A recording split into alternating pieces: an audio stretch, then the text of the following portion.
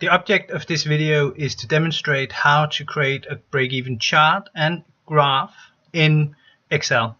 You're going to have to open up this Word or Excel document. It's called Automatic Break-Even Chart and Calculations, and you can find it on OneNote. First, we are just going to put in some dummy values to enable us to have some numbers to work with. So our fixed cost is going to be 500. Our variable cost is going to be 2, and our sales price per unit is going to be £5. You need to follow along with me and put in the values as we go along.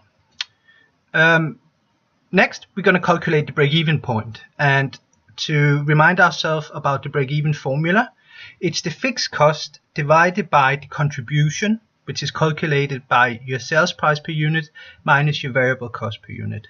So, equal to set up a formula, fixed cost divided by, we need to put the contribution in our parentheses to ensure that that's calculated first. So 5 minus 2.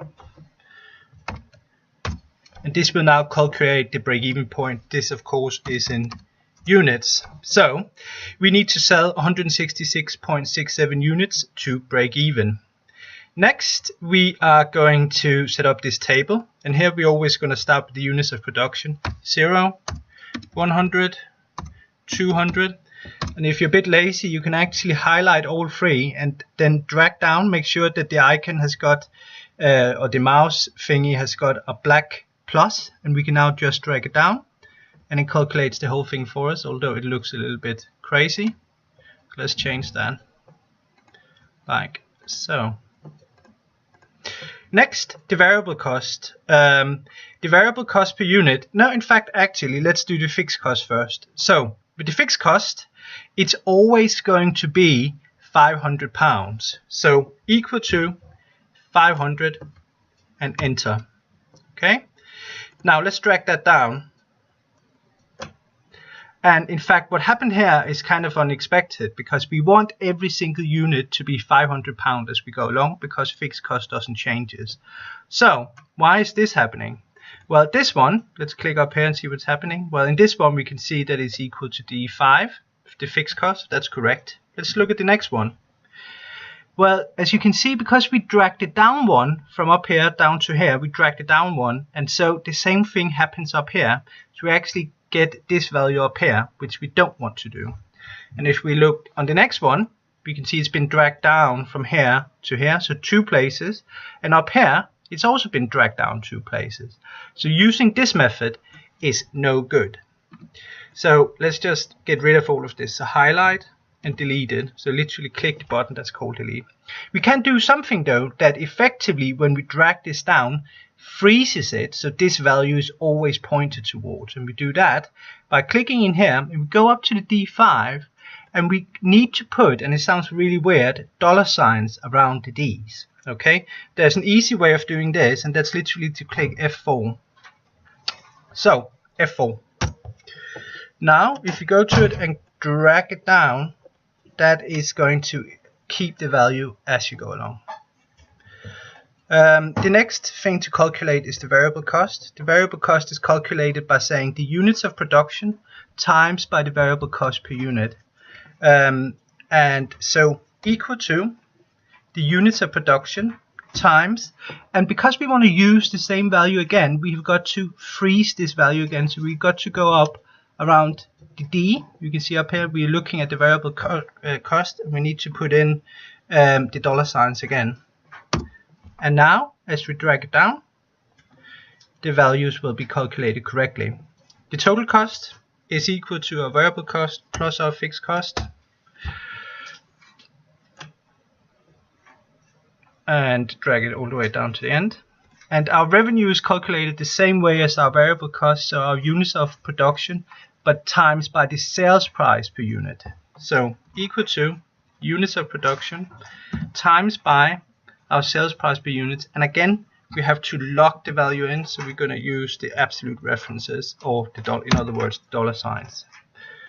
Drag down, we get the right values. Finally, we can calculate the profits, and the profits is our total our income, our revenue that is, minus our total cost. That's going to be our profits. Next, we are going to calculate the table, and we simply do that by highlighting the whole area,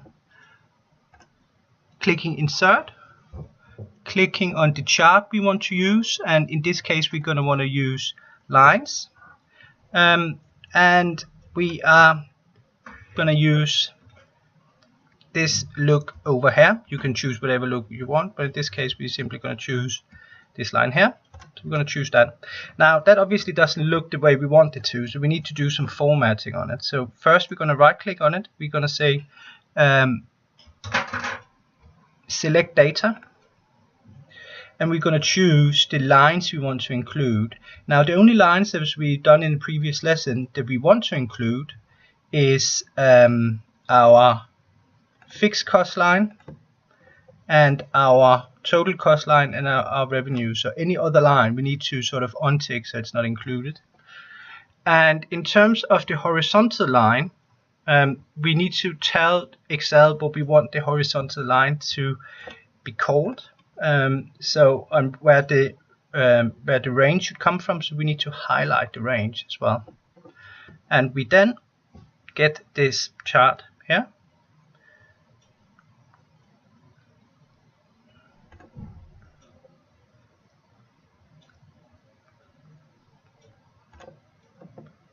And that's it. That is effectively our break-even chart. Now these values may not be the best values to calculate it with, but at least we can very clearly see that that we got a clear break-even point over here, and you might want to annotate it yourself, which you would need to do with lines within the insert and text box area where we got it under home, and you can then put in various lines. That's it. This video has demonstrated how to create a break-even chart in Excel. It also showed how to calculate the table, and it showed how to calculate a break-even point.